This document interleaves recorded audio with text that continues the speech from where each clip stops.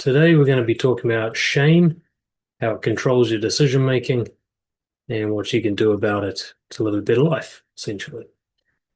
Nice guys and people pleasers generally have one thing in common, and that is they feel that deep down there's something wrong with them. That's why they do what they do, to compensate for this wrongness. And so the sense of wrongness completely controls how they interact in the world. And as I'm going to talk about today, you might find that it controls every single decision you make. It can be that bad. So, shame is the sense that there is something wrong with you, something fundamentally broken, causing you to be somehow of lesser value, lesser worth than others. Makes you feel embarrassed, guilty, especially, worthless, and anxious. In this episode, we're going to have a look at what shame is, how it controls you, how your decisions are controlled by the avoidance of unpleasant feelings, and what you can do to reduce it. Shame played a huge role in my life. For most of my youth, especially, and into my 20s. I always felt like just I simply wasn't good enough. And I was really baffled by this. It was a mystery to me as to exactly why I wasn't good enough. I just was very sure that I wasn't. And that I had to be extra. I had to fake kind of more in order to be loved by others, or at least liked by them, or at least tolerated by them, because I was somehow less than other people. Other people could get away with just being themselves, but for me, that simply wasn't enough. I had to do more than that. And it especially affected me sexually and romantically with women is where it came up the strongest, but it also came up in other areas, all other areas to some extent. So I was plagued by anxiety in social settings, constantly worried what other people thought of me, and just had a sense that there was something wrong with me that other people could notice or might notice. Once I realized what shame really was and how it controlled me, it completely changed the direction of my life. When I realized I was being controlled by childhood conditioning and beliefs that had been programmed into me by other people for their convenience, that my worth was not actually something that could be debated or lowered by other people, I was able to change my behavior. I was able to stop acting ashamed or acting from shame, which reduced the emotional reactions that I had to other people and eventually created a more confident self view. I do believe that shame is on the opposite end of the spectrum of confidence. And so that confidence really is synonymous with shamelessness. Okay. I used to experience something that I would call floating shame. This is where, like, I think that there's something wrong with me, but I'm not really sure what it is until I get some negative feedback from someone or perceive to receive negative feedback from someone. So I'd wait for somebody to show some sort of negativity towards me, and then I'd be like, oh, that's what's wrong with me. So they thought I was annoying. Oh, it's because I'm obnoxious. So my shame would just land on whatever somebody reacted to. So it's kind of like anything could be wrong with me if somebody didn't like it. Remember one example, I was a camp counselor at a summer camp in the United States, and I thought I was doing all right. It's hard to manage 13-year-old kids. They're a fucking nightmare, but I thought I was doing all right. And then the kind of supervising counselor came up to me and said that he was disappointed in me because I wasn't like controlling the kids well enough. They're making too much noise or something. And so I immediately assumed the thing wrong with me is that I'm a poor leader, that I'm not respected by kids, I'm not respected by supervisors. Like that's my problem. Until he pulled me aside and said that, I was fine. So as soon as he said something, the shame like landed, and it landed on what he said. I took what he said to be gospel, to be true. And so one dude expresses an opinion, and I'm not even sure he was telling the truth. I think he was just trying to motivate me with some lies, and it completely destroyed me. And this is shame. I remember another time a girl rejected me in high school. She didn't tell me why, so I assumed it was because I was too pale and my ears were too small. I later found out someone had talked shit to her about me, and that's why she had rejected me. But at the time, because she didn't give me a reason, I made one up. And that's another example of how shame manifests is We'll take other people's reactions, assume there's something wrong with us, and try to figure out what that thing is, and usually just make it up, either from past experiences or just from things we've judged ourselves about. So this kind of shit would happen to me on a near daily basis. And now it almost never happens to me. I'm going to talk about how I went through that transition, how you can too. So, a quick insight for you before we get into it. Most of the things that you're ashamed of, those things you're so sure are these terrible problems, these faults that you have, it might even make sense if you were a defective person, a dysfunctional, defective person. Most of the time, the stuff you're ashamed of, nobody really gives two shits about. So, let's get into it. Let's have a look at what shame is and how it affects us, and then maybe have a look at what we might be able to do about it. So people often associate the word shame with guilt. And in fact, when I was writing my book, The Naked Truth, my editor and I had to have a big debate about the difference between shame and guilt. A very helpful one. She helped me out a lot with that. And I can't say that I can speak for everyone here, but I would suggest that guilt is a feeling. It is that hot flush, that panicky caught sensation, or that sickening remorseful regret kind of sensation, but it's physiological. The fear of getting into trouble, perhaps, the fear that you've done something wrong. Shame is the story that explains the guilt. Shame is the narrative about what's wrong with you, about why you should feel guilty, about the anxiety of being found out, what you're going to be found out for, and the consequences of this. So, this is all story, this is all narrative that accompanies a guilty feeling. Because shame can come with other feelings. Embarrassment is highly associated with shame, right? You're only embarrassed because you think you did something wrong in the eyes of others, therefore there's something wrong with you. Anxiety is another one that's closely related to shame. But guilt is the one we often think of the most. This idea, I was wrong. There's also a term that I quite like called toxic shame. I believe Brené Brown came up with this term. And this is where you think there's something so fundamentally fucking broken about you that it affects everything all the time and it can't be fixed. Like you are wrong. Not just you did something wrong or there's a trait that people don't like, but you are actually down to your very marrow of your bones. You are wrong. You are bad. And I think most people who have a nice guy persona or any other kind of persona that they've developed to survive socially has toxic shame. They've come to the conclusion long ago that who I am is so fucked, I have to pretend to be someone else. Right? I can't get away with it. There are other people, it's like the shame, it depends on the audience. You might completely let yourself go when your best friend is around, you don't give a shit. You show them everything about yourself and you feel fine with it. But then someone else walks in the room and you're like, oh, and on comes the performance. So it's a kind of it's a nuanced contextual shame. It depends who's around, depends the situation you're in. And that's probably most people. And then there are other people who they feel ashamed even when they're by themselves. They feel like there's something wrong with them. Yeah.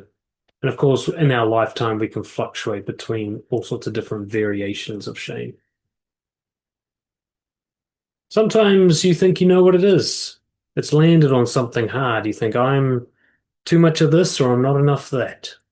Right? And you've woven a story, a long-term story. You've explained every bad thing that's ever happened to you as it's this problem.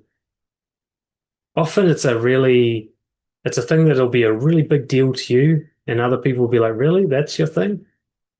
Like I'm really pale. I don't tan, right? And I just thought that was the biggest deal, especially as a kid. It haunted me.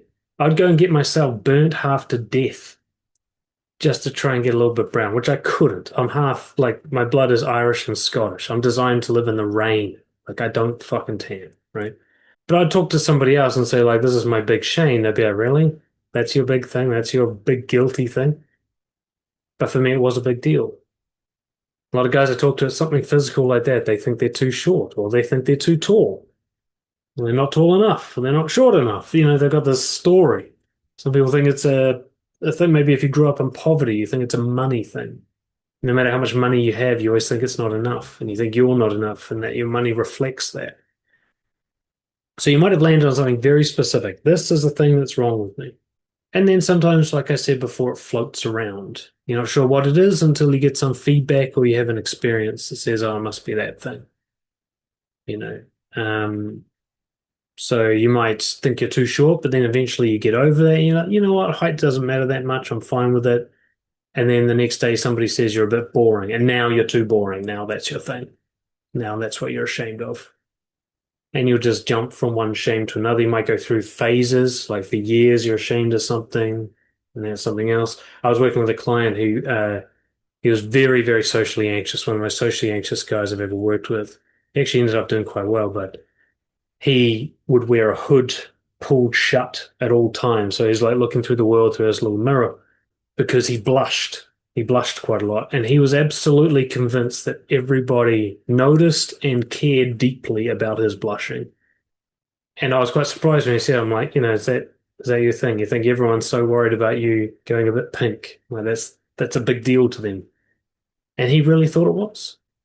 And then he got over that. I helped him through that. And then he comes to a session one day and he's like, you know what, it's because I just don't have a lot of sexual history with women. Everybody knows it. Everybody thinks I'm useless, blah, blah, blah. And I was like, well, it's just we're having the same conversation, but the content has changed. We've just changed what we're talking about. It's the same shame.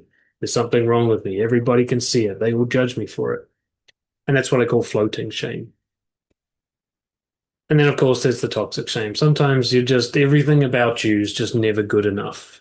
You just always feel like you're a bit behind, lacking, less than, you know, just defective at all levels. Even when you succeed, you'll consider it to be a stroke of good fortune, nothing to actually do with you.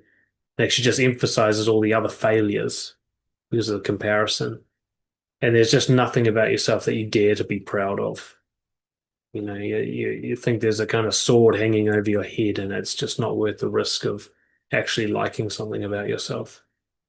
And that's the kind of the worst case of shame where you just live in this miserable hell inside your head. It's the nice guy type I call the inner critic, where you just got this voice in your head discouraging and criticizing and insulting you all day long. And it's your voice, or at least it seems to be your voice. One of the things I have to emphasize is I've studied people deeply in terms of psychology for 20 plus years. It's been my whole adult career, basically. And the only people I've found who do not have even the slightest level of shame are psychopaths. Even narcissistic personality disorder people have shame, quite intense shame, actually. That's what differentiates them from more pure antisocial personalities, proper psychopaths. Um, but the proper psychopaths are the only people who don't think there's anything wrong with them. And the reason I say this is because we have meta shame. We're ashamed of our shame. We think we're different for thinking there's something wrong with us, when actually that's the most unifying factor of a human being that we could possibly have. If you think there's something wrong with you, welcome to the fucking club. You're not special. Everybody else does. Nobody talks about it because they think it's wrong. So everyone's hiding the thing, which means nobody else is talking about it, which means it feels like you're the only one who feels this way. And so it's a kind of tragedy of shame, as if it was okay to be ashamed and we all talked about it, then we wouldn't have it anymore. But I really want to emphasize, like I said, literally thousands of people I have taken apart their brains like a mechanic, and I always find shame. So you're not alone, not even a little bit. You could actually say the whole reason for my work is because of shame. There's so much of it out there that I decided this was the path to take, right? Talk about like an abundant source of clients, so to speak. Some people believe shame is a good thing. I quite often get into this argument online whenever the shame discussion comes up. People think that the word shameless is a bad word, especially comes from like a religious context, that a shameless person is this horrible, unethical person with no conscience. And I think that's just a misuse of the word. I do think it's good to be guilty about things that you've done wrong, especially when those things are a breach of your core values. You've harmed other people in a way that you wouldn't want to be harmed yourself. that sensation of guilt is a corrective emotion. It's one of the most powerful emotions that exist. I always have a debate with myself, what moves people more, guilt or hatred? And I'm not sure what the winner is, but they're the top two. But shame, to think that there's something wrong with you, there is really nothing I've observed that's helpful about that narrative. I've worked with criminal offenders, people who do a lot of stuff that they're very guilty about. And one of the unifying sort of factors, the variables that contribute to offending, is shame.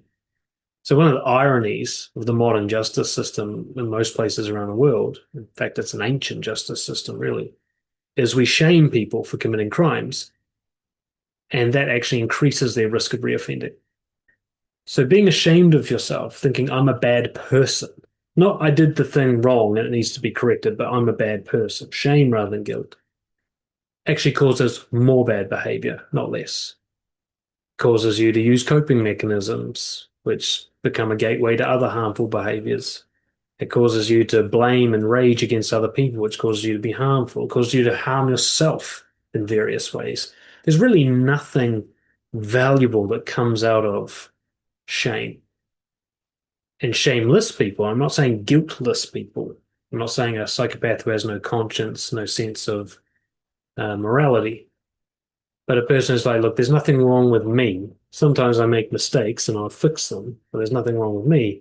That person's actually the least likely to do harmful behaviors to others. They've got the least amount of holes that need to be filled, the least amount of kind of demons driving them in their head. This is more of my opinion than anything else, and it could even be a semantic kind of argument about the definition of the word shame. But shame is a self-worth problem. It's not a behavioral correction tool. For example, it could be good for somebody to feel bad that they stole your wallet. Okay? They see that you lost your money and you had a hard day, and they're like, oh man, I caused that. That was a shitty thing to do. But if he actually now thinks that he's a shitty person for doing that, he's going to start getting overwhelmed with these really uncomfortable feelings and thoughts about himself. And he's going to want to try and do something to get rid of those thoughts and feelings. One of those things he might do is go use drugs. Drugs are expensive. How's he going to afford those drugs? He's going to go have to steal again. And that's how the cycle usually works with shame, is the very thing that we're trying to cure or fix ends up creating more of itself. We end up doing the thing that will then, you think about how many of you have, from a place of shame, I don't know, masturbated to porn and then felt ashamed of yourself for masturbating to porn. Now you're in a cycle. The cure becomes the fucking illness that becomes the cure, and around and around you go. And because you're not allowed to be like, yeah, I use porn. What are you going to do? I'm a guy. It happens. You know, nothing wrong with me. I'm just a human with this fucking complicated brain. It's hard to manage this shit. Sometimes I slip. You actually be less likely to use porn if you're allowed to go down that path, and which means you're less likely to do a behavior that would generate more shame. So I'm going to put it out there that I think most of the harmful behavior done in the world by human beings is directly caused by their shame, and that if they were shameless, they wouldn't do it. There are exceptions like psychopaths, but they are incredibly rare. And I don't want to try and get too epic sounding, but the reason I do what I do for a job is I've always tried to find the shortest path to having the best possible impact on the world. All right. I'm not trying to be a noble guy. It's my ego. I want to be a big deal. And I don't mean I want to be remembered or anything. I just like having influence. I figured if I'm going to have that kind of ego, I should probably steer it in the direction of good. That's what led me to work with rehabilitating criminal offenders. I'm like, hey, if I can fix the worst people, then I kind of like, it goes a long way. Turns out I was mistaken. There's not a lot you can do with most of them. You can only have a very small amount of impact on a smaller number of them. But I was always just looking like, what's the thing that has the biggest leverage? And this is where I eventually landed on confidence. I started to realize that all the criminals I worked with had one problem in common, and that is they had low self-worth. Again, excluding the psychopaths, but we're talking hundreds of thousands, millions of men around the world committing crimes solely because they have low self-worth. That's the driving factor. And then I started to look at every shitty thing I did and where that came from, and every shitty thing my friends did, whether it broke the law or wasn't. But gossiping, fucking drinking and driving and not getting caught, or yelling at your partner, like all of these things I started to realize came from a confidence problem. That confident people didn't do any of this shit ever, right? That all this stuff was coping mechanism. And that eventually led me to understand that if confidence is the result that creates the most amount of good behavior, what's the enemy? What's at the opposite end of the spectrum? And that's where I landed on shame. So this topic is a big deal for me because my whole career has been steered by it. Kind of ironically, when we're talking about how shame controls you, shame has controlled my entire career, but it's the battle against it. Put it this way, I'm very certain after studying psychology for 20 plus years now, if I could push a button and remove everyone's shame, we would almost live in a utopia. I'm very certain of that. I don't think it's possible. No such button exists. In fact, I think the way the brain is wired continually generates shame. And we have to like deal with it every day, even when we become really confident. But that's my opinion. That's where I'm coming from. I don't expect anyone to agree with me, but it'll help you understand where all my ideas come from here. By the way, quick kind of plug. All of this is covered in my shamelessness course. All right, and I'll put a link somewhere for that. I think one of the key things to dealing with shame is understanding why you have it, where it comes from. All those things you think are wrong with you, all those things you hide from people, all those things you feel embarrassed if they were found out, if they were published online, all those things. I want you to just stop for a second and think about it like you've never thought about it before. Take a really detached, skeptical perspective and go, why am I ashamed of stuff? Anything I think is wrong with me, where did I get that idea from? The idea that there could even be something wrong with me. Where does that come from? Put aside your conviction that it's true for a second. Put aside the idea that this is definitely confirmed that there is something wrong with you and it's whatever you think it is, right? And that having something wrong with you is a bad thing. And all of that, all of those assumptions that you've been living by for your whole life. When you put them all aside and just imagine for a second that there's something fundamentally off about this belief and see if I can't maybe convince you that you've been tricked into being ashamed. Because shame and its connection to decision making is what I really want to address today. I want to help you see how many of the things you do on a daily basis are driven from that rotten core, that fear that there's something wrong with you and you're going to get found out. From the t-shirt you chose to put on to the tone of your voice when you're collecting your coffee from the barista to the way you put your eyes down in the meeting when your boss is getting angry, like all these little things you do on a daily basis, compounding actions over time, how they might be coming from this semi-conscious belief that there's something wrong about you that needs to be hidden. Put it this way, I think shame explains all dishonesty. Because dishonesty is basically there's something wrong with the truth I want to say. So I must say something else. And if it's the truth that I want to say, then there's something about me. So there's something wrong with me. So if you're dishonest about anything with anyone at any time, just play a little game with me just for a minute. Imagine that it's always shame. That any other excuse like, oh, I'm just protecting their feelings or it's not appropriate in this situation, any of those excuses, those are all just a cover up for shame. That if you're shameless, you would say it. Yeah. There's no other real barrier. You won't agree with me, just play it for a second and you can go back to disagreeing with me later.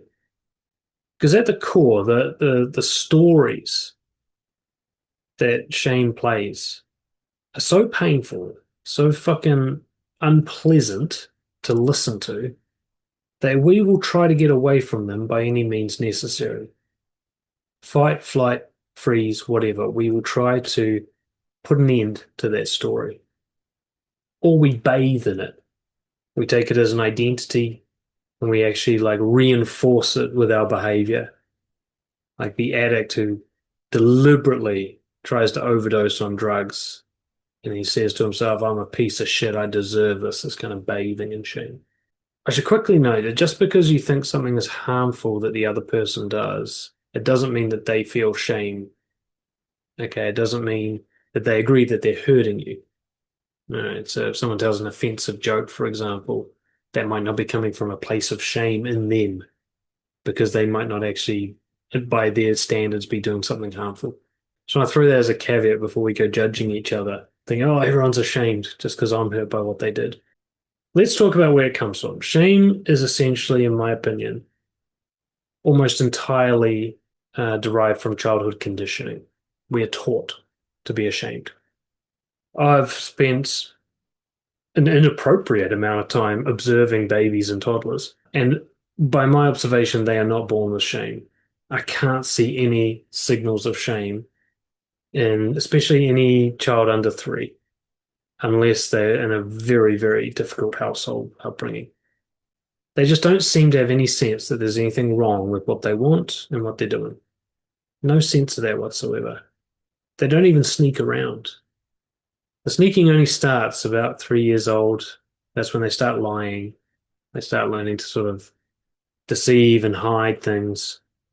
But before then, they're just like, they just get caught for everything because they're just out in the open. They speak their mind. They reach for what they want. They cry when they're not upset. They just go for it. So I really, really strongly suspect we're not born with it.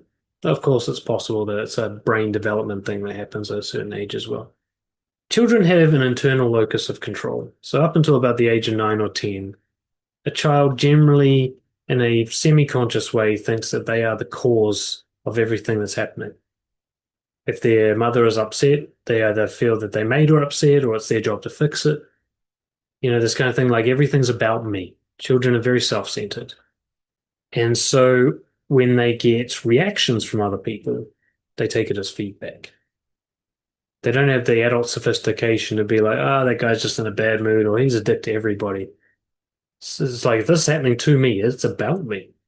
And therefore, this is data. I need to note this down. And this is the kind of person I must be if I'm getting this reaction. So, unless taught otherwise, children will figure out how worthwhile they are based on the feedback they get from others. And they will not have any kind of resistance to that feedback. They literally don't have a brain that can push back on that. They just absorb. There's no defense system for this. So at first, I think it's parenting, obviously. You punish a child for speaking their mind. It teaches them to be ashamed of their preferences, their beliefs, their opinions. They start to think if I say what I really think, it hurts people, that makes me a bad person.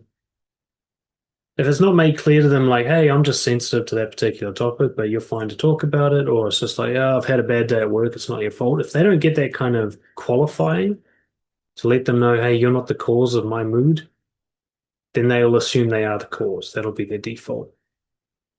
If you ignore a child when they cry or when they have a tantrum, it teaches them to be ashamed of their feelings. My emotions are inconvenient to other people. I must be a bad person, a weak person. There must be something wrong with me. Because when I feel this way, other people seem to get hurt, and other people give me direct feedback that I shouldn't feel this way, and so on. So, with just a couple of behavior patterns, we can make them ashamed of their beliefs, their thoughts, and their feelings, which is to say, they now are ashamed of everything about themselves. A couple more comments, and they'll be ashamed of their bodies too. And we've got the whole package. Now, it's not like children are so fragile that one sentence slips out of your mouth and you've traumatized them for life. It's kind of like a balancing act. Do they get a broad range and they're able to kind of see differences between different things and therefore get some critical thinking going? Or do they get a consistent pattern that they take to be absolute truth because there's no counter information? Every parent fucks up. Every parent says something where they're just later going like, man, that was a fucking shitty thing to say to a kid. It kind of just depends how often that happens and how counterbalanced it is by other feedback. And of course, the parent that can later go to the kid and sit them down and explain what really happened so the kid can process the information and realize it wasn't about them, then most of that harm is taken away and the kid's just sort of toughened up. Neglecting and withdrawing love It'll cause the kid to believe that just being themselves isn't enough, that they have to do extra to be loved, that they're lesser in some fundamental way. And this is perhaps the most powerful way to shame a child. Just withdraw love. Right? Have them chase the love. Love is actually a need when you're young. It's not just a preference. Right? Like there's incredible studies showing that babies will die without receiving love, even if they're having all their physical needs taken care of. They just fucking die. It blows my mind to this day. So you can imagine the kind of psychological damage it does to an unformed brain at a very young age when you withdraw love. It's literally starving them psychologically. So they will come up with a story, especially if they you withdraw love and then they put on a show, they people please, and then the love comes back. That reinforces the idea like me by myself, not enough. Me with extra gets love, confirming that me by myself is not enough. Right? And most of the nice guys I've worked with, this is in some way, shape, or form their experience growing up. They couldn't get enough love just being themselves. They had to tone it down, or they had to turn it up, they had to pretend, or all of the above. But just being their boring old selves doesn't cut it. Right? That was the feedback. And now you're set up for school, where you're going to get an intense amount of feedback. About the ages of sort of 8 to 10, it's different for kids. The biggest influence on them switches from being their parents to being their peers. Parents have about 8 to 10 years to do their thing, and then it's out of their hands. It's going to be peers that have the biggest impact from here on out. And there's not much you can do about it. This is why somebody can come from a great home and still end up in a gang, right? If the parenting doesn't outweigh the peer influence. And you all remember school, that fucking Lord of the Flies gauntlet that we had to run every day of approval and fitting in and bullying and all that. I mean, some of the experiences you had in school might have only lasted 30 seconds, but have scarred you for life. And it was just words, you know. So bullying of any kind. The thing that bullying does especially is it makes the kid feel singled out. Shame and being singled out are really highly correlated. This idea there's something wrong with me, especially. I am different. I am an outsider. I don't belong. I don't fit in. I'm not one of the group. I'm different in a bad way. So even if you're just bullied in some basic way where they're not doing anything particularly mean, they might just not pick you for the sports team or uh, laugh at you when you drop your pen at school. Nothing particularly nasty or calculated. But if you think I'm the only one this is happening to, then shame can form very strongly. Because, being a kid, you just want to be liked. It's so important to you to be liked, or at least not disliked. When you find out that you might be disliked by the majority, it's devastating. Even something like being, say, picked last for the sports team, you'll start to wonder if maybe you should be physically different. And if sports are a big deal in the culture of the school, for example, then you'll start to think like there is something wrong with me fundamentally. I should be like the others.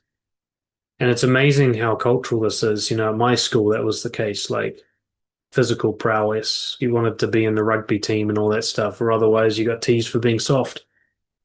And I remember my dance partner talking about how at her school, all the jocks and the sports guys got bullied for being stupid, and it was intelligence that got you the hierarchy. I'm like, oh my God, you had to hide intelligence in my school, you got your ass kicked. So it's totally subjective to local culture. So this idea you think, oh, there's something wrong with me, and it could just be entirely dependent on what school you went to, right? It can be that sort of sensitive, which of course, if that's true, we start to get a sense like there is no validity to this shame. Like if it depends who I'm with and where I went and where I grew up, then there's nothing actually objectively wrong with me. It's all just the opinions of the locals. Teachers telling you off, it depends how it's done and how you take it, right? But if you get told off for expressing yourself, or you get told off for struggling, then you start to feel like you're an inconvenience, like you're stupid, like speaking your mind is a bad thing. And so shame starts to form then. And of course, seeing unfairness, maybe you get like I got extra pressure academically. So I was a little bit, gets gifted. And it just meant I had to do like way harder classes and way more homework. Again, that's singling out. So on the surface, it looks like I'm being rewarded, like I'm the excelling student. But I'm just like, dude, you're going to get me beaten up here. Like, why am I being singled out? I don't want to be this smart guy. Put me in the lower class. Like, I'll try less. I'd rather not. But it also taught me I was being judged on my performance, not my character. Nobody was assessing whether or not I'm a good person. They're assessing A's, B's, C's. And so performing for others started to become more important than actually being a good person by my principles because I wasn't getting any feedback on that. I could be a good person all day long and then see a bad person get rewarded because they performed well. So I started to see like, hey, maybe my values don't matter. And of course, there's always unfairness in the classroom. There's always the kid that gets the better treatment, the kid that gets the worst from the authority figures. And the kid getting the worst treatment starts to go, okay, I guess that's where I stand. And the kids, again, they're just not developed enough to be like, hey, maybe it's just this time. Maybe it's this person, their opinion. Maybe they're a bit of a dick. Maybe they shouldn't be a teacher. But the kid doesn't really think like that. They go, there's something wrong with me. Yeah, especially if they're coming from a momentum of shame throughout their childhood. All of these examples that I'm giving you, you can totally survive any one of them, multiple even, if the balance is right. If most of the time you're getting healthy feedback from healthy people and you're developing sort of as naturally as possible and getting all the right support, none of these things are going to be anything more than a bad afternoon. But if you've got a pattern of being shamed in multiple areas of life, and that's usually the case, it's kind of like victims get themselves into these vortexes of bad influences and unhealthy environments, then these things are going to be devastating. They're going to be validating the story. There's something wrong with me. I'm not good enough. And then, of course, your confirmation bias is just going to be hunting for more and more evidence. And so you're going to start compiling it. Plus, you're going to make shit up. So if something goes wrong, you'll tell yourself a story about how you caused it because there's something wrong with you. Even though there's no evidence of that whatsoever, you'll take that as evidence. And so the story just gets significantly reinforced. So by the time you're in your 20s, you are absolutely fucking convinced there's something wrong with you. It's not even a discussion anymore. It's not even up for debate. It's just how am I going to deal with it? You're past debating it. Now it's like, what's the best strategy to hide who I am from people? So that's when the reinforcement starts to happen. High school, early adulthood. You suspect that you're ugly. Then one day you get rejected and you go, yep, I knew it. I knew I was ugly. Confirmed. I am not only ugly, I am deficient as a person. Otherwise, they would have said yes. No need to actually find out why they said no. Sometimes you do get direct feedback that happens to line up with your shame, and that's what you might call a shame bullseye.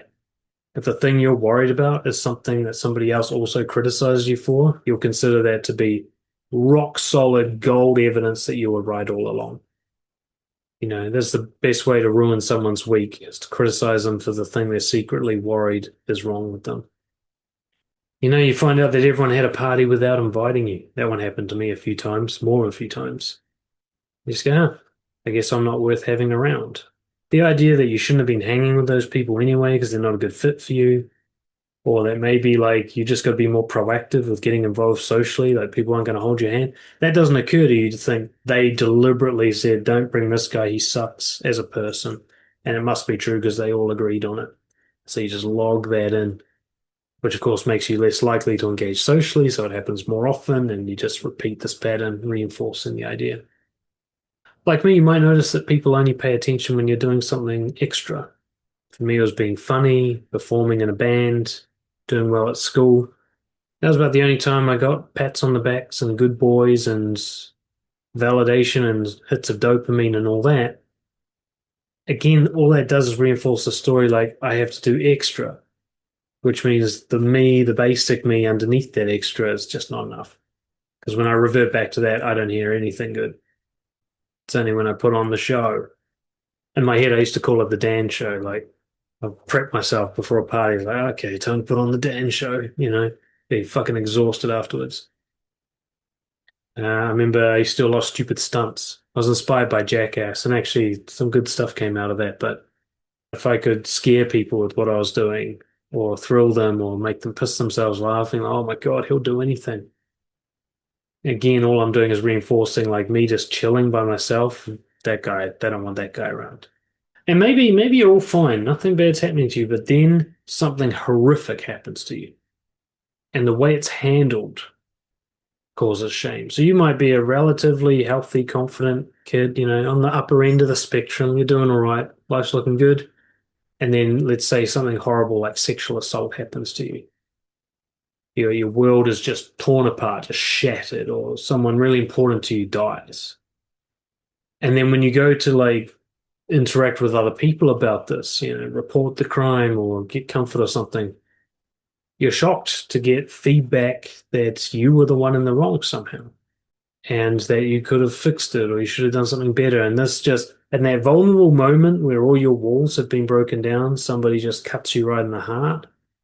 That can be devastating. So this is rarer. Generally, a confident person will get through a traumatic event because, again, that counterbalance, like if they've got a lot of confidence, it'll just be like a bad week and they'll recover kind of quickly. But if you're already sort of set up or you haven't been exposed to anything truly bad, like you've had a kind of pampered or protected, cushioned life, and then you get hit by a bus, in that moment, what happens to you, what other people do to you is going to stick, you know? So if they're positive, you'll be all right. But if they go in and kind of twist the knife, it might be when everything collapses. I've known a lot of people have like been floating along and then suddenly their wife cheats on them and leaves them. They don't realize that the whole nice guy thing was happening. They thought that everything was all good. They liked themselves. They're proud of themselves. Their validation seeking worked. Their approval seeking worked. So they're constantly getting high on it. They never had any dips. And then it all just gets stripped back to zero. There's a guy I'm working with right now who's just he thought his life was awesome and then it just all got taken away. And he realized that it was all kind of an illusion. And now his self-worth's at rock bottom. So the brain takes all these data points and tries to create a story to make sense of it. And this is what we call the not good enough story. Because the brain just can't handle senselessness. It can't handle the idea that things that happen to you are random. It's not your fault, that you're not in control of this. It doesn't like that. It wants to be in control. It wants everything to make sense. It wants to see that everything has a nice cause and effect relationship so that the void of nothingness doesn't overwhelm us. And so it comes up like, hey, if there's something wrong with me, that adequately explains every bad thing that's ever happened to me. Every painful event is there's something wrong with me. That's why that happened. That's why that happened. It all makes sense. And the brain will stick with a miserable identity just so it can make sense of things. And then it needs to keep the story going. And so now this is where we talk about how it affects your decision making. So you start to react to the not good enough story, or you continue to react to the not good enough story, but you start to develop rituals, patterns, and habits driven from this not good enoughness. Approval seeking has got to be probably number one. It's kind of behaving like you're a car that runs out of gas and you've got to keep topping up. So you can't get any sort of good feelings about yourself from yourself because you're not good enough. You got to go perform and get them from others to get you through the day. So you only feel good. You only feel good when somebody else signals that they feel good about you. You're completely dependent on that. And it only lasts a certain time. And it's got a half-life on it, doesn't it? The things that used to thrill you for a week now only keep you happy for 45 minutes. And you got to get more and more hits. And this is why it gets worse as we get older. It gets harder and harder to get high. Validation seeking. So approval seeking is somebody feels good about you and thinks that being around you is enjoyable. Validation seeking is someone saying that you are a good person. You're objectively, morally, or functionally good. You're better than average. You can't judge your own accomplishments. You don't trust your own judgments. So you need to go to other people. Did I do it good enough? Am I a good person? Am I worthy? You need that confirmation. And it completely distorts any moral code you have. Your morals are just whatever gets a good reaction. right here and right now. And it's very hard to like push back and get a bad reaction in order to stick with a moral code. And then, of course, you're going to end up hating yourself even more for breaching your moral code just to get validation, and the shame just keeps going. I think emotional suppression, most shame is emotional. You're taught that feelings were bad and wrong. It's usually the same old range for people, so it's okay to be happy, but not too happy. It's okay to be calm. Depending on the culture, it might be okay to get angry, but it also might really not be. So if you're raised in New Zealand, anger's fine for a guy, but if you're raised in Japan, it's not. Definitely can't be sad. No, not allowed to be sad. Can't be confused. You got to know everything. You can't be depressed. That just means you're weak. Can't be anxious. That means you're weak. You just have this huge range of what you're not allowed to show other people because it's bad and wrong. Put it this way, if there's any emotion that you would call a negative emotion, then you have shame. Okay. Who taught you that it was negative? You might even think, oh, because it feels unpleasant. Why does it feel unpleasant? Is it the actual sensation, or is it the story about what you that comes with that sensation? Right? The sadness, is that actually an unpleasant feeling? Or is it only unpleasant when you can see someone's watching you and you feel embarrassed? Right? So you'll just start to suppress all emotions. You'll hide them. You'll pretend you're feeling stuff that you're not. Go ahead, go around tomorrow and just ask everyone how they're feeling. Watch how many people say fine. Fine's not a feeling. That word's got nothing to do with emotions. So every person that says fine, they're either on autopilot or they have such inbuilt shame about their emotions that they use a default answer that doesn't trigger anybody off. But I promise you, none of the people who say fine are feeling fine. And a great many of them are feeling emotions in the shame range: anxious, stressed, sad, lost, hate, right? They're feeling something, but their brain quickly went like, nope, you are not allowed to share that, not with that guy. And so they say fine. So if you ever want to get a sense of how shamed everybody else is, just ask how they do it. You'll start undermining anything you achieve, imagining what you could have done better, right? This kind of perfectionism, always measuring down from perfection. So you'll do something and it's just not good enough because it could have been better, could have been faster, could have been smoother, could have been fucking shinier.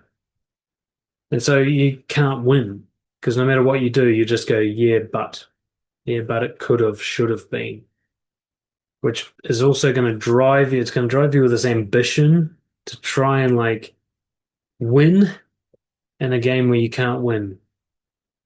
Because the thing is, like, shame can undermine any achievement. You win gold in the Olympics, and shame can be like, yeah, but you didn't get the world record. There it is. Now it doesn't even, you want to throw the medal in the bin. It's soured for you now, right? There is no achievement that shame can't ruin. You start to read other people's reactions or just how they're behaving as feedback that's directly about you, even when a vast majority of the time it isn't. So somebody's yawning, that means you're boring. Somebody looks away, that means you're obnoxious. Somebody asks for your opinion, they're just trying to make you feel included because they feel sorry for you because you're the outcast. Like you'll just start to attach the story behind everybody's behavior, the suspicious story that it's secretly about you and it's secretly confirmation there's something wrong with you. And then you can just imagine your behavioral reactions, how often it's affected by that. How often you will stop talking to someone because they look disinterested. Right? That's a decision from shame. Shameless person just keeps talking. And of course, you get direct feedback as well, and you'll believe it as if you're getting objective feedback. A single YouTube comment ruins your day because you think it's accurate. Somebody says you're boring and you think that that's some sort of objective truth.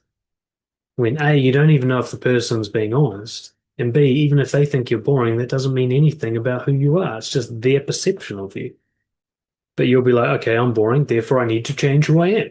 And you'll go ahead and make adjustments. Try to be more entertaining, or you'll just hide from that person or whatever. And so now this one comment has completely controlled your day. Think about how many times you felt some sort of shame around someone to the point where you've actively avoided them and it's changed your pathway for the day. Right? How many times like you didn't go to the thing because they might be there, right? Or you timed your lunch break to not line up with theirs. Your whole day's been moved, which means now there's going to be a domino effect. Your whole life's been moved just because you feel shame around a person. That's how powerful shame is. It can change your whole life. There are people who have done university degrees and quit university degrees from shame, just trying to like avoid some feeling. That's huge life decisions made by shame. I'll tell you what, most people, when I look at their careers, I see shame. I'm not like, it's very rare that I see someone like, you know what, I found something I'm really passionate about, feel like it's really aligned with my values. No, it's more something else. Like, I need to be richer. I'm not good enough with the amount of money I make, so I'm going to go make this more money. Entire careers, 40 hours a week, walking around the same carpet just because you have shame. Tell me that's not a powerful decision maker. Always feeling behind. This is one that plagues me to this day. Just the sense that I'm behind. I couldn't tell you what I'm behind. I don't know where this race is. I don't know what the finish line is. I don't know what number I've got on my back, where I am in the race, but I'm definitely behind. Right? Even when I've made up the to-do list and I'm doing this to-do list that I made up, I'll add things to it and be like, oh, I didn't get everything done, as if that's some objective measure. Or you might just be comparing to other people, like, oh, I haven't bought a house yet, and everybody I know has their own house. And that means there's something wrong with you. The idea that there might be something wrong with them for buying a house, or that buying a house has nothing to do with your worth, that doesn't occur to you. Just like, if everyone else is doing something and I'm not, I'm behind, which means I'm a worse person, of course. Doing that thing where you subtly or not so subtly try to make sure other people validate you, make sure you're being seen, that you're being noticed, right? To do good things, trying to manage your reputation all the time and all the little adjustments that makes to your day. When you think about how you're going to do something, especially, how's it going to be seen? What will it have? What effect will it have on my image? This can get to the point where you're sitting at a bar and you're like really overthinking just the way you stand. Like you can't even like just stand naturally now. You've got to think about where your arms placed and do I look comfortable? Should I be standing here? Are they judging me because I'm talking to this guy? Right? There's this idea that you're just constantly on CCTV being fucking measured and making all these little adjustments that have this huge impact on your life in the long run. Of course, performance anxiety, this one used to plague the fuck out of me. Issues with sex and intimacy. I think that if emotional shame is the biggest type of shame, then sexual shame is the biggest type of emotional shame. Like for most people, the worst shame happens in the realm of sexuality. Fear of being judged, ridiculed, disappointing, fear of connecting deeply and then being discovered for the thing that's wrong with you and being rejected brutally and having your heart broken. So you become an avoidant person. I just think like how many times people have made choices sexually and romantically entirely from shame, whole relationships based on shame. Getting really upset and defensive. Defensiveness always comes from shame. If you don't think there's anything wrong with you, there's nothing to defend. So you've got this reputation you're trying to manage, and then it feels like it's being threatened, and you go on the counter attack to try and protect it. You know, especially when someone believes something bad about you and you think it's not true. And even more, especially when you know it is true and you just don't want people to know it. Think about how much extra effort and work and actions you've taken as a result of trying to defend your reputation or trying to protect it or trying to anticipate a threat and prevent it from happening. All that bandwidth, all that energy could have been used for something else. Right? Showing off, that was a big one I used to do a lot. Anything you do to impress other people, masking over your inferiority complex by pretending to be someone who's better, more impressive, whether it's exaggerating a story or busting out a guitar at a party or whatever it is you do to just make sure everyone knows that you're not just this dull person, you got this extra hypervigilance. So hypervigilance is just this kind of social scanning where you're just reading everything micro, you're reading the room, you're constantly like debating theories with yourself about why everyone's doing and saying and feeling what they're doing and saying and feeling, and all of it just kind of like data that you adjust to. The chameleon effect. You're trying to fit in with the environment. You're taking in all this information from everyone and making all these little adjustments to the way you talk, to where you stand, what you say, everything, just to make sure you don't trigger off any sort of response that's negative, which you assume will happen because you assume there's something wrong with you. And this is, I gotta say on a personal note, this has been the biggest relief for me. Now I'm still, it's not I'm hypervigilant. I'm still very aware. In fact, if anything, I'm way more accurate than I ever was of what everyone's thinking and feeling and stuff. But now for me, it feels like watching a TV program, like it's not about me. I don't care. I can turn it off and ignore it if I want. I'm still aware of, I can see the dynamics between people. I can see when someone's offended and the other guy telling the joke doesn't realize that they're offended because they're hiding it so well. And but I could see all of that. But I used to be like, shit, what am I going to do about it? And now I'm just like, huh, look at that thing. So shamelessness really just can ease the mental burden so much. Turn off the scanner all the time. Self-destructive behaviors, of course, doom scrolling, gambling, drinking, porn, fucking gaming, depending on why you're doing it. Anything that feels compulsive and ritualistic and tends to correlate really highly with stress. This is a sign you feel a lack of dopamine from the ongoing sort of cortisol overload, which comes from that low self-worth. You might even believe that you need to be punished. This was a real weird one for me that actually it didn't come up till later in life. So this really wasn't a thing for me that much until I was in my mid 20s, where I started like putting myself in dangerous situations. I guess I had kind of always done it, but I remember I got kicked out of a bar once and I was like, why? Like, I'm just chilling. I'm just having a good time. And the bouncer was a pretty decent guy. He's like, dude, the way you're walking around, like, you're just starting shit. And I literally had no fucking idea what he was talking about. But then I started getting feedback from people. It's like, yeah, you walk around like you bump into people and shit. It's like you want to get into a fight. And I had no idea I was doing this. It's like some subconscious part of me wanted to get punished because I wasn't going to be winning these fights. That's why the guy kicked me out for my safety. Like he saw what was going on. And so I was sort of semi-consciously harming myself. I see now that like smoking cigarettes was part of that. I used to enjoy the burning feeling of the smoke going down my esophagus. I used to enjoy that. I mean, how's that different to cutting yourself, right? So if you think there's something wrong with you, your moral code kicks in and be like, well, if there's something wrong, you deserve punishment. Maybe that'll fix you. So you might notice that you do things where like, you know it hurts. You know this is going to be suffering for you. And you know it as you're doing it and you still do it. Like cheating on your diet, maybe, even cutting yourself, getting into fights, sabotaging your career, right? Winding up your partner until they want to leave you. Like you just watch yourself doing it going, why am I doing this thing? It's so fucking stupid. Or maybe the realization only happens the next day, like, what was that? Like that was just straight up dumb. It's like I wanted something bad to happen. Well, if you think there's something wrong with you, maybe you do. Maybe that helps reinforce the identity. I'm not good enough. See? Look at all these bad things that happen to me that I cause. Repetition compulsion. This is where you repeatedly kind of make a mistake with the hope that this time will be better. Like the most common example I see is people just going from one shitty relationship to another with the same type of shittiness. Maybe it's an abusive partner, maybe it's someone who cheats on them, and they just do it over and over again.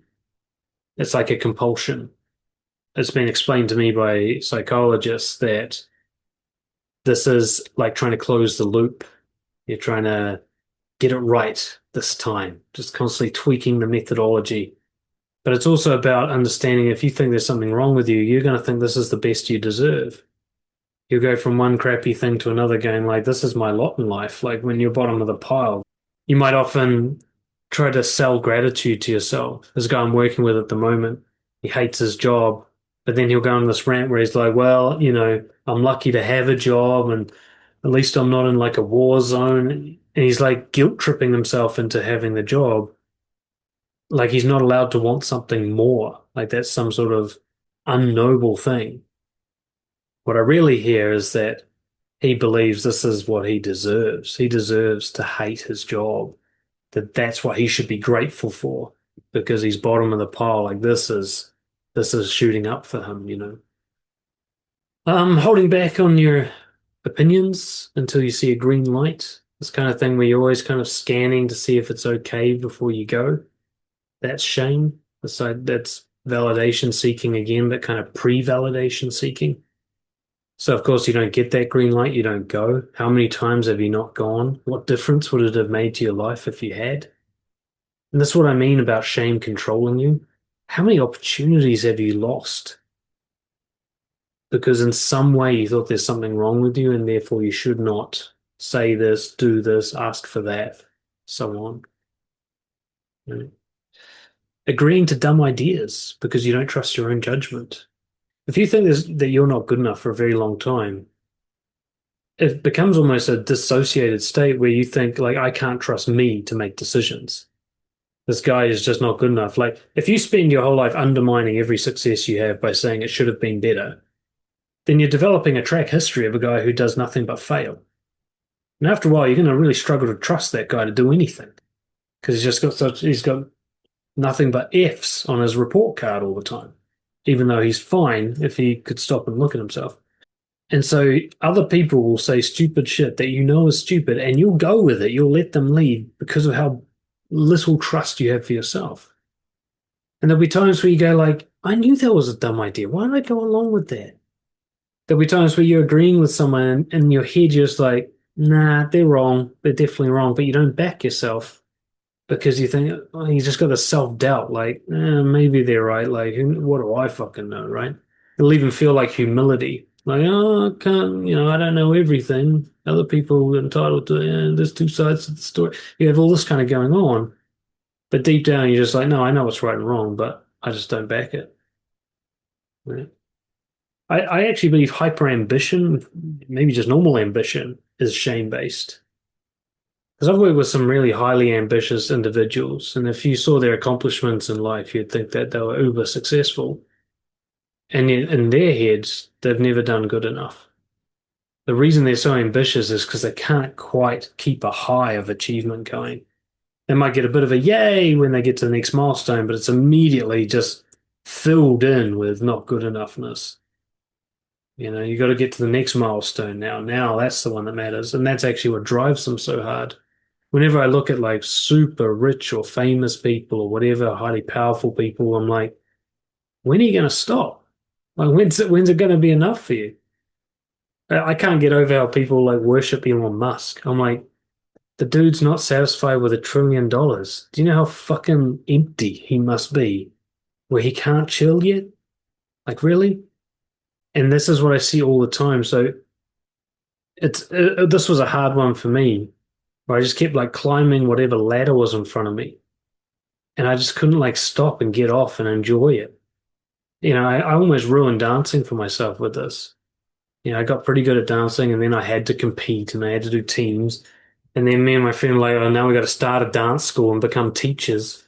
At some point, I'm like, I think I've overshot this. Like, I just want to dance. What the fuck am I doing? Now I'm managing a dance school. I don't even like this. How did I get here? And it's just because whenever there's a ladder, I have to reach up. But actually, just being a guy who just chills and dances sometime, that's actually my most enjoyable position on the ladder. I should have got off and just chilled there. And then, of course, overall, you just end up with no sense who you are, what you really want, your moral code. Your bandwidth is just taken up by worrying so much about what's wrong with you, how others are going to react to you, that you just don't have time to actually think about like who you want to be. Or you do think about who you want to be, but that is built entirely on what hides what's wrong with you and gets a good reaction from others. It's kind of straw man of yourself, or nice guy, perhaps. So the list goes on and on, but when you really unpack it, why you have it and how it affects you, many of you will realize that you're dominated by your shame, that nearly every aspect of your life is infected by it, and you're either battling against the not good enough story or you're submitting to its commands. And what you really want to do is way back in the queue. Got all this other stuff you have to do first, all the shame-based stuff. Of course, plug for coaching here. If any of you want personal help with this, get in touch. Dan@brojo.org. And let's talk about now about how to deal with shame. Okay.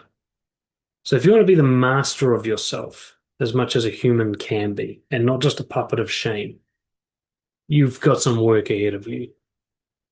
Possibly a lifetime's worth. I'm still dealing with it. I'd say I've gone from like 97% shamed to like 5%, but there's still a 5%, and it still affects me at somewhat on a daily basis. But I'll tell you, 5 is a lot better than 95 or whatever. Fucking a lot better. So I think shamelessness, or as close to it, is possible, but it's an ongoing process of facing fear, guilt, uncomfortable truths about yourself, possible rejections from other people, just unpleasant emotional sensations. You're gonna have to like walk into the fire to see that it doesn't actually burn you. I know that sounds a little bit like poetic, but that's actually what it feels like whenever I face shame. It feels like I'm walking into something very hot that's gonna hurt. And then I sort of stumble through it. I'm like, oh, nothing happened. Like I did get a bit hot emotionally, my face flushed, and now I'm on the other side and there's no damage done. So why was I scared of that exactly? That's what it's going to feel like, but you're going to have to walk into it. So you kind of got a choice. You can either be owned by your shame, or you can have some unpleasant experiences to get rid of most of it. Either way, you're going to suffer. It's just kind of what sort of suffering and how much suffering do you really want to go through? Do you want sort of long, steady suffering of being ashamed, or a few short, sharp spikes of unpleasant experience so that the rest of the time you like yourself? The number one weapon is radical honesty. Shame, I always used to say this, shame's like a vampire. It dies in the sunlight. It needs to be exposed to die. And radical honesty is exposure, right? It's to bring forward the thing you usually hide, say the thing you usually don't say, to express the emotion you usually suppress, to stand up for the opinion that you usually deflect. Like, the more it's revealed, the weaker it gets. It's not like a one-hit wonder thing. Depends on the level of shame. Sometimes you express it once, and the reaction you get just makes you go, don't know why I was ever ashamed of that, and it's just gone. That's nice when that happens. But most of the time, it just gets a bit easier each time you say it. And, I remember the first time I told a girl that I was going to bed with that I get erectile dysfunction when I'm nervous. That felt like I was going to throw up. That was one of the hardest things I've ever had to say. And then I remember years later, I was at a workshop. I was hosting a workshop, and it was full of strangers, and I told them all about it, and my heart rate didn't even go up. Now there had been 100 expressions of it in between those two events, and it had just whittled down until it felt like I was just talking about nothing, talking about the weather. So there's a kind of brute force method with radical honesty where the more you get this thing out there, and how you say it's important, it can't be done apologetically because that actually reinforces it. But if you're just like, this is the truth, it is what it is. It's neither good nor bad, it just is. And you say it with that tone over and over again, the emotional reaction, the shame, guilt reaction you have to it will just dissipate over time until it really is just gone. And you just don't give a fuck.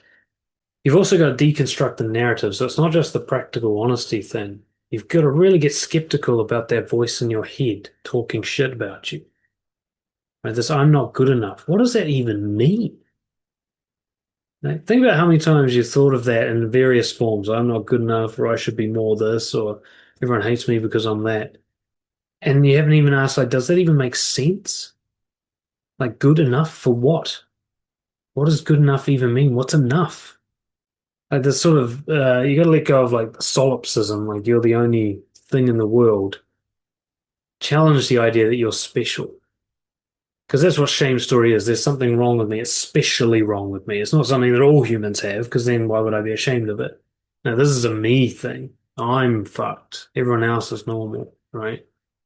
That's the way you got to challenge the most. I remember I had a client, I was working with him for like a year before he admitted this. He had bought a fleshlight, those kind of like fake vaginas that you jerk off with or something. And he's just like, I can't believe I'm such a freak. And I just told him, like, look, just end the call for a second. I want you to just go look up fleshlight sales. Just go look it up and then come back to me. And of course, they come back, and of course, they're pumping out 1 million of these things a week, right? I'm like, if you're such a freak, who's buying all the other ones, right? These things are selling more than McDonald's. So you're more likely to have one than not have one looking at the numbers. So this guy's got this thing where he's so sure he's telling himself a story, I'm the only one. And the evidence is right in front of him. It's like you and every other dude on the bus, apparently. So quite often you got this thing, I'm this uniquely fucked up thing. It's just me. Good Lord, I can't let anyone see this. And yet within like a 1 kilometer radius, there's like 400 other people who have it. And yet you're special. You got to question these things. Like you've just got a human brain and a human body. Most of the shit going on with you is the same as whatever's going on with anyone else. It's very fucking unlikely that there is something unique about you that not one other person has. Very, very, very unlikely. Right. And it would probably be incredibly noticeable if it was true. Like one of those people who has a disorder that's named after them because they couldn't find anyone else. Even then, what does not good enough mean? Even if you do have something unique about you that some people have had a negative reaction to, what does that mean you're not good enough for exactly? To be friends with them? Fine, don't be friends with them. You just got to challenge all this. You've been believing this story your whole life because it got put in there when you were a kid before you had critical thinking.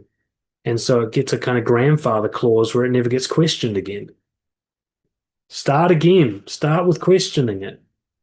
I used to say to myself, like, I'm unattractive. And I'd be like, but there's been girls who like me before. So what am I saying? Like, there's certainly girls that don't, and then there's girls that do. So which one am I? I can't be both. Am I neither? What the fuck's going on? What do I mean I'm unattractive? And even if I am, so? Like, what difference does it make? So you got to get really accurate, really critical in your thinking about what's happening, what you imagine what's happening. You got to stick with the facts. You're talking and someone yawns.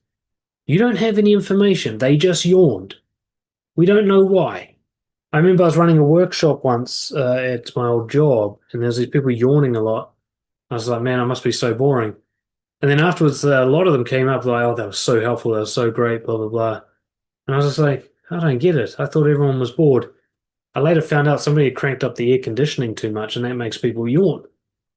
How many times have I told myself I'm boring and it's air conditioning's fault? How many times have you told yourself a story without checking the facts and going, wait, what actual data am I working with here? If I strip away all my stories and explanations, what's left? And if I don't actually have validation for any of my stories, then I've got to stick with the facts. I talked, they yawned. I don't know anything else. I don't know why they yawned. I don't know if it's related to me. It's probably not. And probably not is a great little phrase to carry with you. It served me very well. Whenever I'm trying to explain what's happening, and my brain asks, like, is this to do with me? Probably not is the most accurate answer. Because even if someone's in my face going, you're a fucking loser and I hate you specifically because you how much you suck, odds are that's some childhood wound they have surfacing and that I'm not the only person they do this shit with. So it's still not about me. I've had thousands, it must be thousands, at least hundreds of people directly reject me. And yet almost none of them are really about me. They're about how that person interpreted me in that moment, which is almost certainly not going to be an accurate measure of who I am as a person in whole. So that wasn't about me. So I can't take it personally, not if I want to be accurate.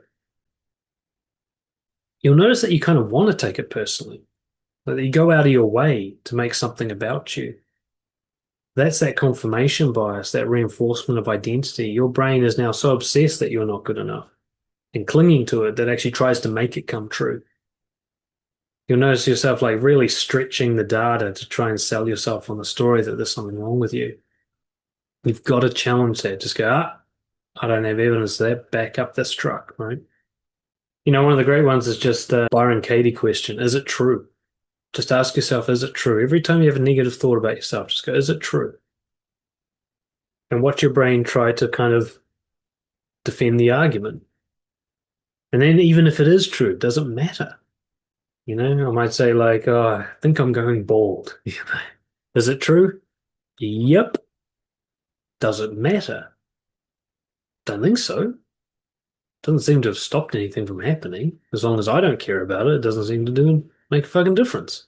I get some comments on YouTube, but that's about it. Right? Wife, kid, job, alive. Maybe I don't actually need here. It's possible.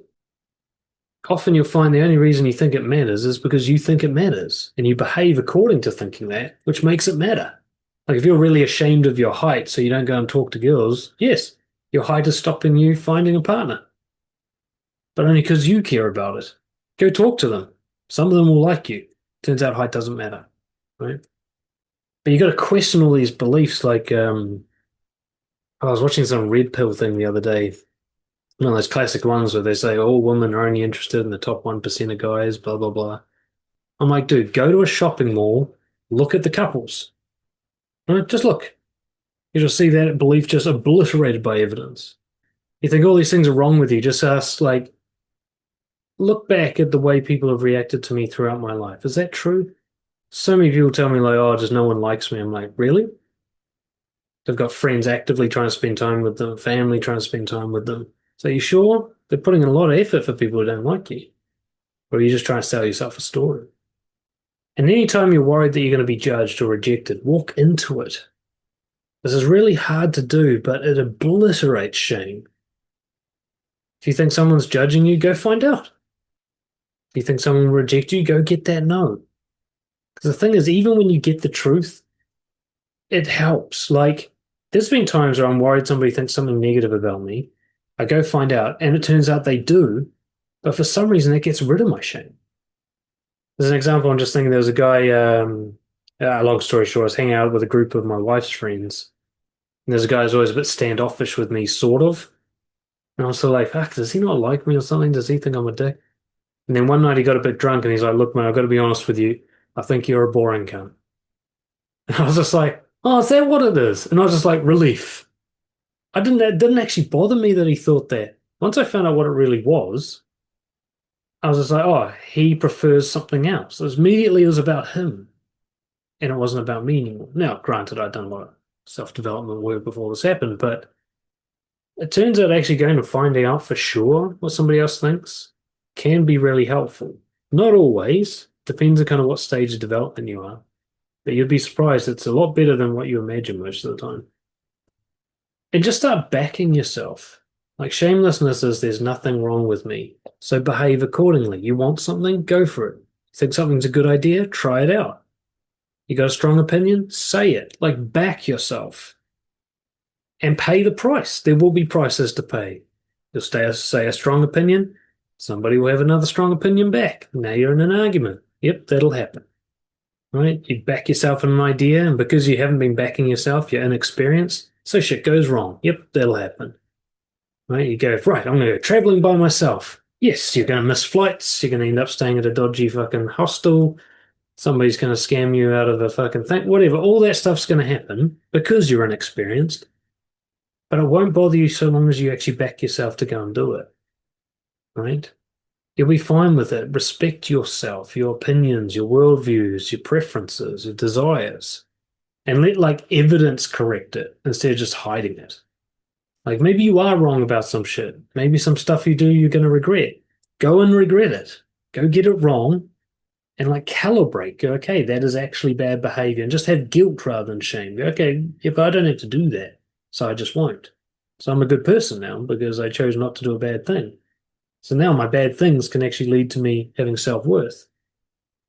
You've also got to really weed your garden. I didn't emphasize this enough, but especially in the early stages, you're going to be incredibly influenced by those around you.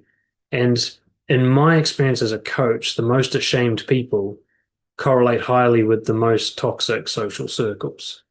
Generally, there's a reason they feel this way. Usually family that they still have, like, even as adults, they have lots of contact with, and they've chosen partners that reinforce it, and they go to a workplace full of bullies and so on. People often reinforce the environment that causes shame.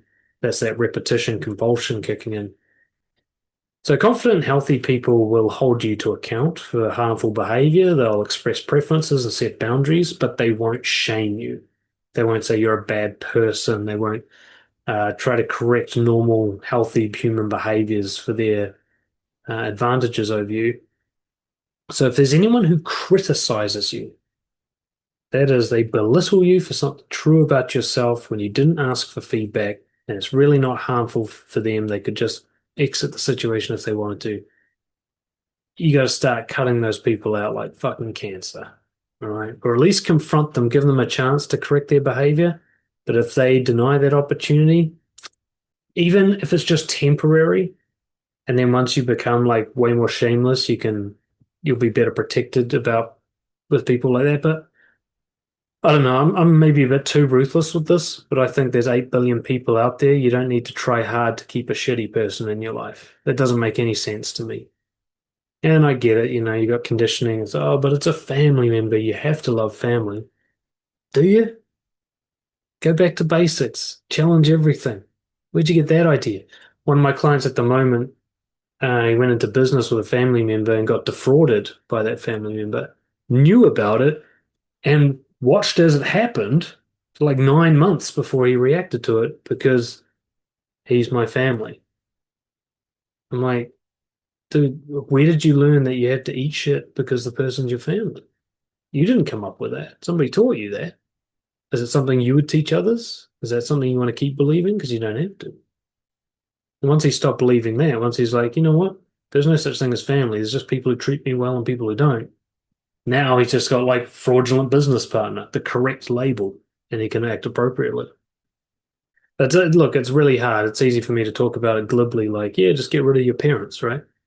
That can be taken the wrong way sometimes. Like, sometimes you are just really sensitive to people's feedback. Doesn't mean you should cut everyone who disagrees with you. But always ask yourself, is this person making my life go up or down? What's the overall? And you just got to be really brutally honest with yourself about that question and ask, well, if it's down, what am I going to do about it if I want to become a confident person? Because confidence does not mean that you can't be influenced by other people. There's no such thing as can't be influenced by other people. Your brain is a computer that absorbs information. As soon as someone talks to you, they affect you. I don't care how confident you are. All right. Most confident people in the world, if you talk to them and they respond, you've changed them. You've already manipulated them. Right? We are always being moved and changed by people. So the best thing we can do is make sure that we're surrounded by people that we hope move and change us, that effect on us is going to be a positive one. But the idea, like, I'll just be able to like protect myself and block these people, no, you can't stop information getting in. You can't stop that information from writing your neural pathways and reinforcing beliefs. So it's like eating food. You can't just like will yourself to not put on weight when you're eating heaps of sugar. You have to eat healthy. And for a lot of you, this would be the quickest, biggest impact thing you could do is just, there's probably just a couple of people, if you just stop spending time with them, your confidence would just rise just from their absence. But it's also one of the hardest things to do emotionally. Start trying to do what you want with your life rather than trying to fit in and impress people. Sit down one day and look at all the things you do that you do just because it gets a good reaction from other people. You've been taught that it's the right thing to do. It fits in with your local culture, whatever. All those things that you do. Then write down all the things you want to do that you're not doing. Maybe because it doesn't. I always tell people a story like my whole life, whenever I watched people dancing, my legs would twitch sympathetically. But I didn't start dancing until I was 30. Right, because I had too much shame raised in West Auckland with all these tradesmen and stuff. We thought dancing's only allowed if you're drunk at a nightclub trying to hook up with a girl, which is the worst dancing ever in the world. But my body wanted to dance since I was a kid, but my shame didn't let me until I was old. But that would have gone on the list, things I always wanted to do that I've never done. So when I went and did it, that was an act of like self-confirmation, of shamelessness. And when I told my friends about it and they reacted as I thought they would, that was also an act of shamelessness. And now all of them know and none of them give a shit. Measure yourself correctly as well. You've got to measure up from zero, not down from perfection. So shame says I should have done better.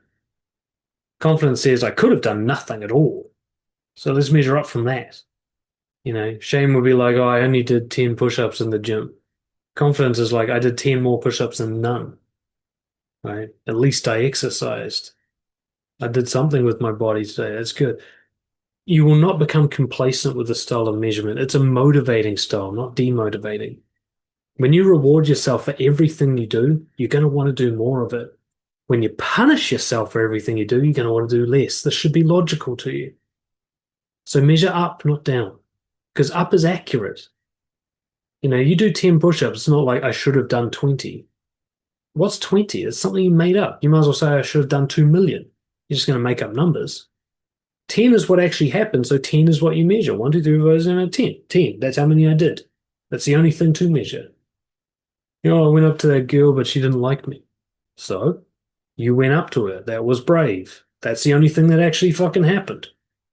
Right? The imaginary relationship that didn't happen with her is fiction. You don't measure that. You had exactly the relationship you're going to have with her, which was 30 seconds of conversation, and that was over. That's the most you were going to have with her, and you went and made sure that you had the most. You took that opportunity to the fucking limit. That's what you measure, and that's going to make you want to do it again if you measure yourself that way. And overall, you got to accept a couple of things, and this is where I'll wrap it up. Like, two things you got to accept is that it's going to take a long time, a lot of work. I say long time, maybe that's not accurate. It will take a lot of work. How much time it takes is how much work you want to do, how brave you want to be. Unless you work with someone like me, in which case it'll be a bit shorter. But it won't be easy. Your shame has been controlling you your whole life. It doesn't want to give up those controls, and you will feel it fight back. Like you'll be like, I'm going to go do it, and your brain just goes into overdrive trying to convince you not to, and then tries to undermine you once you've done it and tell you that it wasn't worth it and focus on things you can't control and the measurement. It will really put up a fight because it thinks it's protecting you, but you're just going to have to fight back if you want to actually enjoy being yourself. And yes, you are going to get bad reactions. You are. It's not all illusion. There are people who don't like you. There are people who think there is something wrong with you. People that just find you obnoxious, and you're going to go and find out that these people exist and how they feel. But you already get bad reactions in your head anyway, much worse than you're going to get in real life, especially face to face. I promise you this, like the kind of shit you tell yourself on a daily basis is nothing compared to what somebody doesn't like you's actually going to say to your face in a public setting. Very few people are brave enough to have a go. They'll just be like, oh, yeah, they'll just make up some stuff. And they won't say anything near as harsh as most of the shit you've said to yourself, especially not the quantity. And you avoiding those bad reactions doesn't make them not hate you. People already hate you, right? People already think you're a dick. People already don't find you attractive.